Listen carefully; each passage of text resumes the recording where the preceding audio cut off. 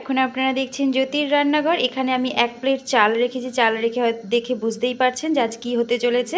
আপনারা যদি সঙ্গে থাকেন অবশ্যই বুঝতে পারবেন ভিডিওটি স্কিপ না করে দেখলে। নিয়ে নিয়েছি মিক্সার গ্রাইন্ডার। এই চালটা আমি সম্পূর্ণটা এখন মিক্সার গ্রাইন্ডারে দেবো, গুঁড়ো করে আপনাদেরকে দেখাবো। এই চালটা কিন্তু এরকম ডাইরেক্টলি আমরা ব্যবহার করছি না, এটা কিন্তু ধুয়ে রোদে শুকনো করে পরিষ্কার করে রাখা, একদম ঘরোয়া পদ্ধতিতে হাইজেনিক মেনটেন করে আমরা করতে চলেছি। আমি এখানে 1 কিলো চাল গুঁড়ো করে নিয়েছি, চেলে নিয়ে একদম আছে, এটা কিন্তু পুরো ধুলোভাবে গুঁড়ো করা রয়েছে। চলুন তাহলে দ্বিতীয় ধাপে ফিরে যাই। করে নিয়েছি এখানে উষ্ণ কুসুম গরম জল, দিয়ে দেবো এখানে নুন। দেখুন মা হাতটা দিয়ে রাখতে পেরেছে, এরকম গরম জল করতে হবে। দিয়ে দেবো নুন, নুন দেওয়া গরম জল, তার মধ্যে এবার অল্প অল্প করে চালের গুঁড়ো দিয়ে এটা গুলতে থাকতে হবে, দিতে হবে। একেবারে দিলে কিন্তু দলা পাকিয়ে যাবে, এরকম অল্প পরিমাণে দিতে হবে। আর এটা জলের সাথে ব্যাটার তৈরি করতে হবে। দেখুন কনসিস্টেন্সিটা ঠিক এই রকম হবে ব্যাটারটা। দেখুন হাতার পেছনটা মা দেখিয়ে দিচ্ছে, এই রকম অল্প অল্প লেগে থাকবে। আপনারা যদি ভিডিওটি স্কিপ না করেন অবশ্যই বুঝতে পারবেন কি বানাতে চলে। এইবারে এটা ঢাকা দিয়ে আমরা মোটামুটি আধা ঘন্টা স্ট্যান্ডিং টাইমে রেখে দেব।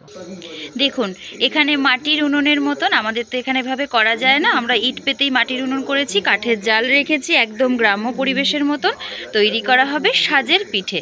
আপনারা সঙ্গে থাকুন, অবশ্যই বুঝতে পারবেন কি করে কি করছি। খোলাটা দেখুন সুন্দর গরম হয়ে গেছে, জল কাপড় মানে কাপড়টা একটু জলে ভিজিয়ে ভালো করে একটু মুছে নেওয়া হলো। বাটিতে নেওয়া হয়েছে সর্ষের তেল, বেগুনের বোটা একটা কেটে নেওয়া হয়েছে, এবার ভালোভাবে এই ছোট ছোট যে বাটিগুলো এতে মাখিয়ে দেওয়া হবে। একটু আলতো হাতে ধীরে সুস্থে করলেও হয়ে যায়। যাদের কাছে মাটির উনুন নেই তারা ধীরে সুস্থে গ্যাসের সাহায্যে করলেও হয়ে যাবে, কিন্তু গ্যাসের থেকে এটা মাটির উনুন বা কাঠের জালে বেশি সুস্বাদু হয়। গ্যাসে করতে গেলে একটু রিস্ক থাকে, এটা ফেটে যাওয়ারও সম্ভাবনা থাকে। তবে এটা কিন্তু আমাদের আগের দিনকে নিয়ে এসে ভালোভাবে জলে ভিজিয়ে রাখা হয়েছিল আর একবার করে পুড়িয়ে নেওয়া হয়েছিল উনুনে, 1 খোলা তুলে নেওয়া হয়েছে পিঠে, তাই জন্য এটা এখনো পর্যন্ত ঠিকঠাক আছে। ধীরে হাতার সাহায্যে এরকম অল্প অল্প করে দিতে থাকতে হবে। ব্যাটারটা কিন্তু একদম স্মুথভাবে গরম জল আর নুন দিয়েই গুলতে হয়, অন্য কিচ্ছু আর দিতে হবে না। এইবারে এটা ঢাকা দিয়ে অপেক্ষা করব কিছুটা সময়। নেওয়া হয়েছে আর অল্প অল্প করে চারদিক থেকে জল দিয়ে দেওয়া হলো, তাহলে কি এটা সুন্দরভাবে সেদ্ধ হবে আর পিঠেটা দ্রুত তৈরি হয়ে যাবে।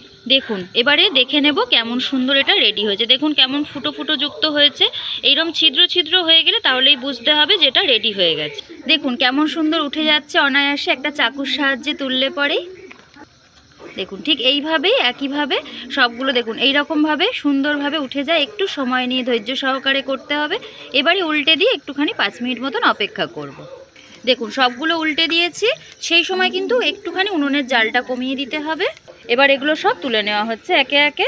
এইভাবে একই প্রসেসে দেখুন হয়েছে, দেখুন জালিদার যুক্ত চিতই পিঠে আজকে একদম সম্পূর্ণভাবে রেডি। দেখুন সবগুলোতে আবার তেল মাখিয়ে অল্প অল্প পরিমাণে দিয়ে দেওয়া হচ্ছে। এটা আমার ভাই সম্পূর্ণগুলো করছে, মা একদম ওকে সহযোগিতা করছে, ও এগুলো একটু বেশি ভালো করতে পারে।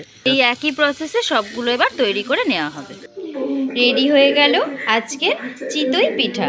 এতক্ষণ ধরে আমার ভিডিওটির সাথে জুড়ে থাকার জন্য আপনাদের সকলকে অসংখ্য ধন্যবাদ এবং সকলকেই শুভ মকর সংক্রান্তি। সকলেই ভালো থাকবেন, সুস্থ থাকবেন।